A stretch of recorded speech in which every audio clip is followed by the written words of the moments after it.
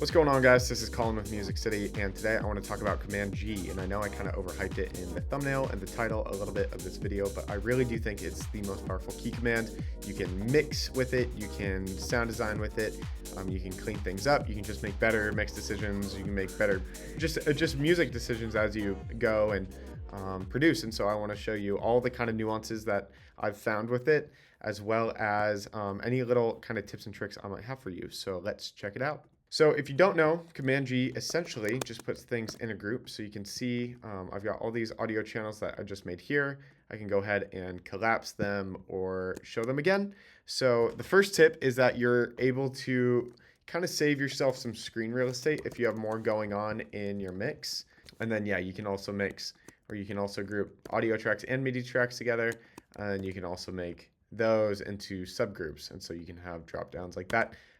Pretty much exactly like a file system on your computer. You know, you can continue to group into all these subcategories if you want to. All right, guys, so this is my default project that I have in Ableton.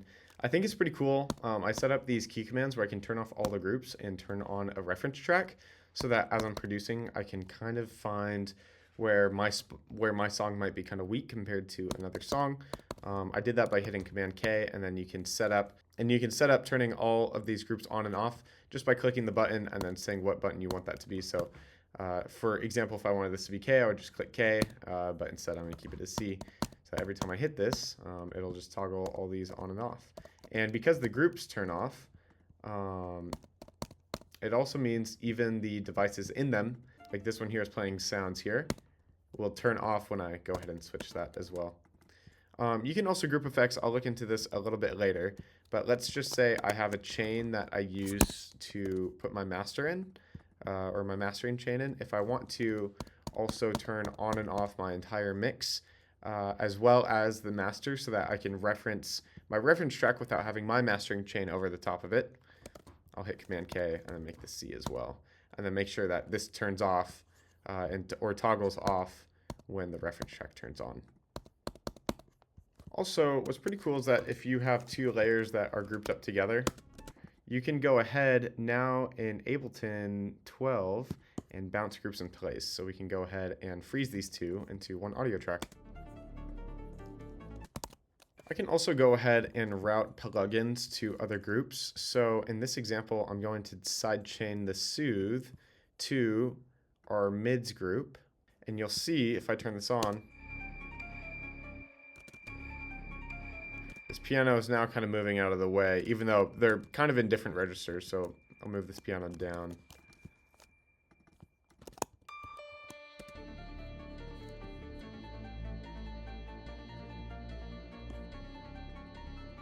You'll see that this piano reacts to the entire group, especially if I open up the sub here. So yeah, pretty useful, pretty handy stuff. All right, guys, I want to show you another use for grouping. I like to do these kind of group effects that turn on for just a moment. There's a little fill here that I feel like kind of stands out too much. I don't like how much of a tone shift we get with this like weird little stab thing. So I'm going to take this entire group and do a quick telephone effect. But I think it's boring if it's just telephone. Also, Command-G, as you know. Turn on the effect for just this moment. I kind of want to bring some high end back, but in a more kind of nuanced way versus just kind of opening the filter. And then maybe do reverb behind this entire thing here.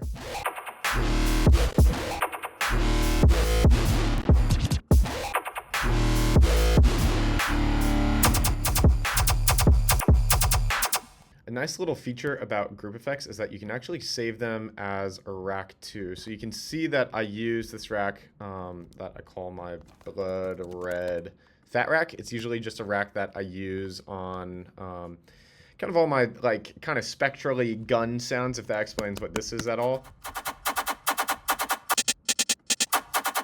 It's super intense. It's a billion effects that end up kind of creating this sound that I really know how to navigate it pretty well, so I'm able to play within the rack and kind of tweak things super quick.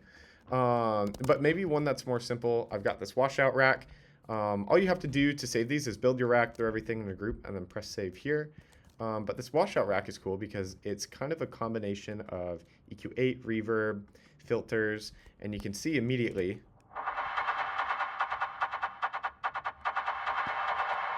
that I can kind of create this cool effect here.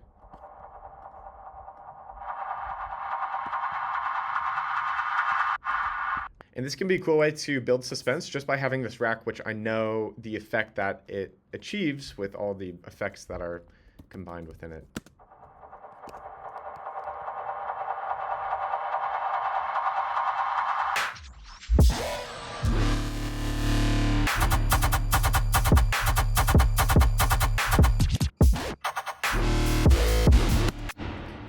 Pretty sick, pretty sick. I'm a big fan of it.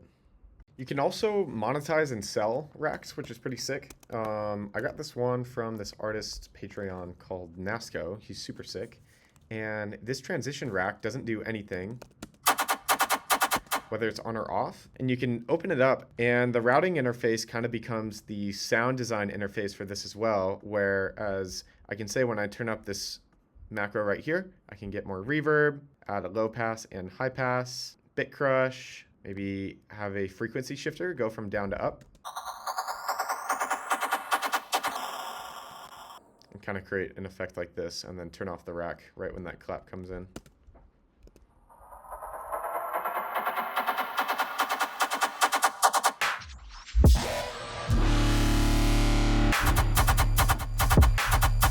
Cool. If you want to make your own one macro effect, what I'm going to suggest is that you choose the effects that you want. So I know I want to use 2 auto filters and some reverb. And when the macro is all the way down, I want this all to be transparent. I'm going to set everything to be as open as possible. And then when I turn this up, you see it disappears, but a little dramatic. So I'll kind of find a sweet spot.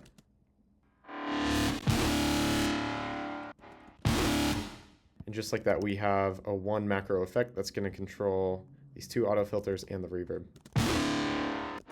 By using groups, we can also create some different sound design tools. So I might want to make a spectral expander.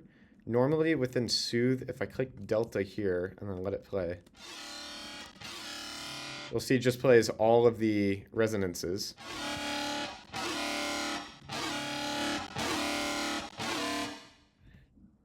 We'll do this instead.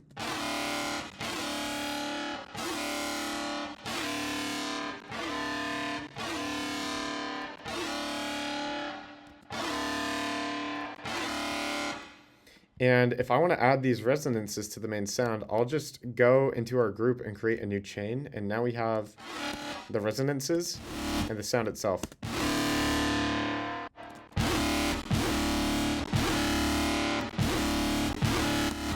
And although it's subtle, it can add enough of a difference to really bring out tone, whereas I feel like a lot of people are making a lot of decisions as they produce that almost make their sound closer to white noise, and I actually prefer to have these sharp resonances pop out.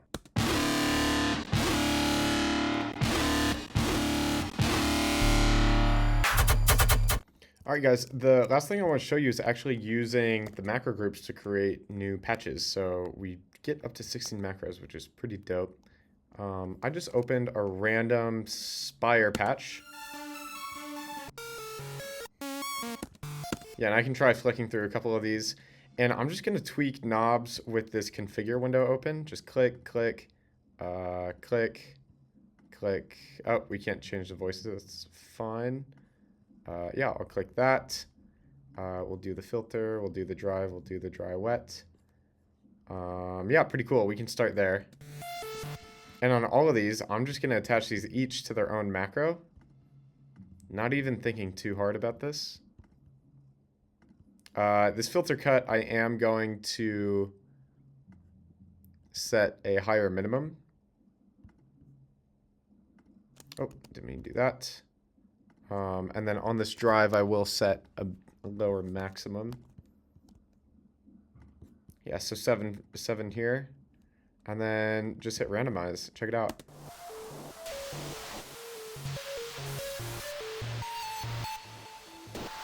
And some of these, like I can tell that the second oscillator is actually just white noise. So I'm gonna lower the max there, higher the max on oscillator 1.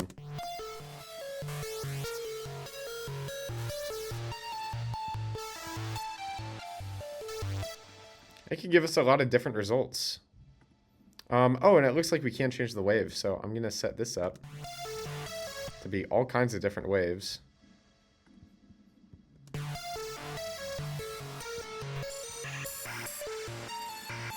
So yeah, you can get a lot of crazy results that you might not want, but there might be some gold in the rough if you kind of keep searching and using this method. Even maybe do a different distortion mode.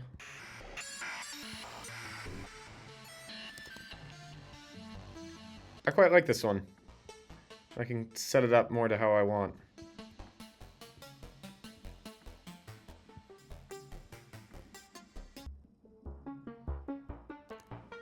Yeah. Nice. Hopefully you found today's lesson helpful. Remember, if you have any questions, please leave them in the comments below. And if you're interested in continued education, check out our Music City Accelerator program. Link in our bio.